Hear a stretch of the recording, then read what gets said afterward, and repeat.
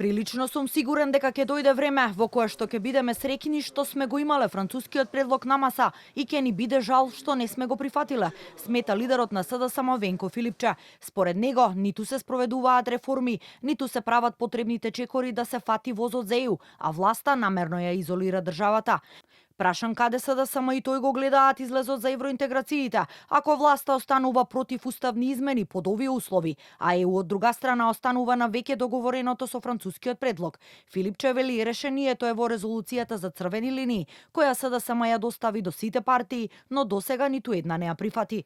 Тоа што граѓаните во 11% само ги прифаќаат уставните измени, за мене е еден од сигналите дека навистина се информирани во огромен процент, за жал, од центри за информација кои што шират лажни вести. Тоа беше нашиот предлог. А да се обединиме и да кажеме зашто доколку понатамо во текот на преговори се соочиме со некои непринципиелни барања, тогаш ние имаме консензус дека за јазикот, идентитетот, културата, историјата не преговараме, тоа се заеднички црвени линии. Евроамбасадорот Михалис Рокас во интервју за Канал 5 вчера јасно порача дека ставот на ЕУ е јасен и ако се исполнат преземените обврски, Унијата е подготвена за брз почеток на преговорите со Македонија.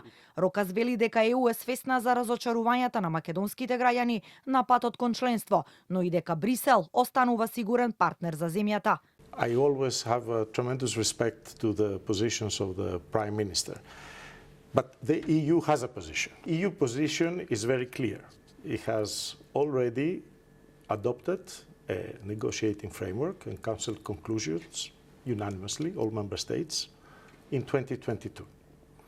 So, if these commitments are fulfilled, the EU is ready to start negotiating very fast. We are ready for that, and I think we should not wait any longer. We need to do this critical step to move forward. Основата за градење доверба меѓу Скопје и Софија, евроамбасадорот ја гледа во билатералниот ангажман од двете страни и кажа дека ЕУ ќе ја поддржи секоја иницијатива за соработка меѓу Македонија и Бугарија. Како добар пример за соработка го спомена Коридорот 8 и заедничкото потпишување на договорот за изградба на тунелот на граничната железница.